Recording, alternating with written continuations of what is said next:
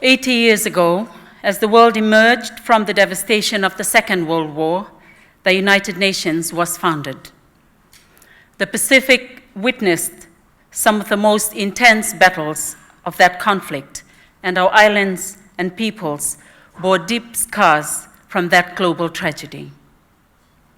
From the ashes of war, 51 nations came together with an extraordinary vision to save succeeding generations from the scourge of war and to build a world founded on peace, dignity, and cooperation. Today, we celebrate 8 decades of the United Nations, promoting peace, human rights, social progress, and sustainable development. The journey has been remarkable. From those original 51 founding nations, the UN now comprises 193 member states.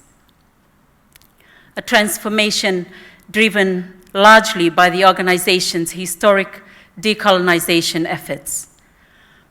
Pacific Island nations like Fiji gained a rightful place in the community of nations through this process. We have also witnessed the evolution from a bipolar world dominated by Cold War tensions to today's multipolar reality, shaped by dynamic economic partnerships and evolving security relationships. In our Pacific region, we have actively shaped our own destiny.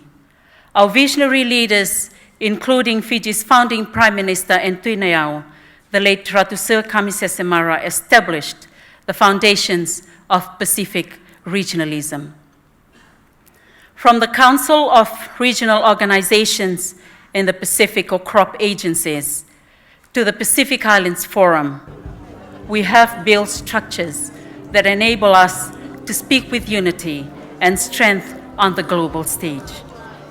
Our regional cooperation continues to advance. The 2050 strategy for the Blue Pacific continent charts our shared vision, while the Ocean of Peace Declaration, championed by our Prime Minister, the Honorable Sitiveni Lingua-Mandarambuka, represents our contribution to global peace architecture under Chapter 8 of the UN Charter on Regional Arrangements. This is an appropriate initiative for regional peace and a commitment to the international order, an appropriate approach given Fiji's unique contribution to UN international peacekeeping relative to its size. Ladies and gentlemen, as we mark this milestone, the UN remains an indispensable partner for development in Pacific small island developing states. The UN presence in our region has evolved into the multi-country offices that serve us today. As the UN undergoes its 80th anniversary restructuring in New York, our earnest plea is clear.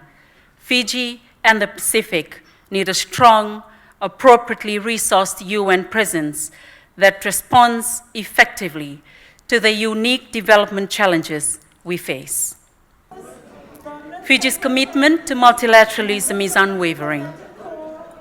We will continue to work closely with the United Nations and all member states to advance efforts towards building a better, safer, and fairer world for all. Strong international cooperations, diplomacy, and a commitment to upholding the principles of the United Nations are not only important, but again, indispensable. It is time to go back to the basics, the foundation and the purpose of the United Nations Charter. We must invest in the empowerment of humankind and the protection of human rights. The United Nations is only as strong as its member states.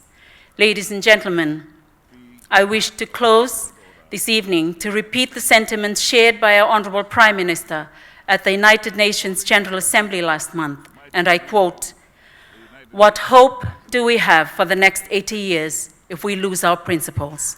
Peace on earth and goodwill to all mankind came at a price. Our wisdom is not having to keep on paying that price because we abandoned the values that were the United Nations. We must act with the urgency and purpose that this moment in history demands. Our shared humanity depends on our courage to act as one, and in those values, there you will find Fiji standing with you, unquote. And it is in that spirit that I also propose a toast to the everlasting bond of friendship between the United Nations and the peoples of Fiji and the Pacific, to the United Nations.